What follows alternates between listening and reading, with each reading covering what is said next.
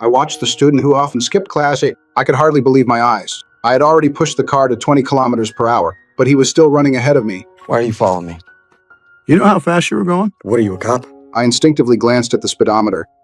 If it is, you were running almost 12 miles an hour.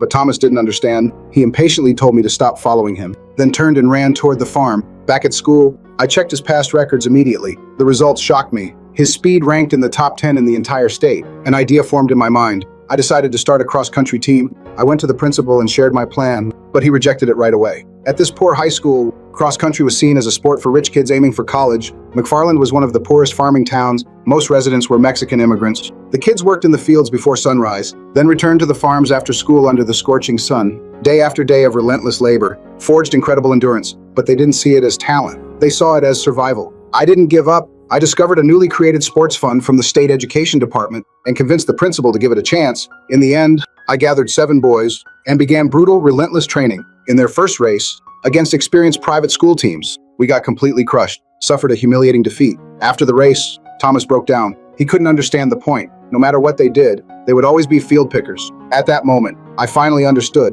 For these kids, running wasn't about winning. It was about escaping a destiny already chosen. To prepare them for the hilly race terrain, I made them run again and again on dirt slopes covered with almond shells. But soon, one of the fathers came to me, wanting to take his son away. Each hour that my boys train with you is 1 hour they do not work with me. The next morning, I got on the bus to the farms without hesitation and worked alongside them all day. My sincerity earned the parents' support. On the day of the state cross-country finals, the entire town showed up. Even stores that hadn't closed in 25 years shut down to watch the race. Before the race, They don't get up at dawn like you and go to work in the fields. They don't go to school all day and then go back to those same... What you endure just to be here, to get a shot at this. in the end, Thomas crossed the finish line first. Even the boy who had always been mocked as the slowest passed one opponent after another and helped us win the championship. They won more than a race. They won college opportunity. California State cross-country champion team is McFarland. They changed their lives completely. Later, I led McFarland High School to 9 state championships. All 7 boys went to college. Some became police officers. Some became journalists. Some became teachers. But in the end, they all returned home and brought hope back to this land.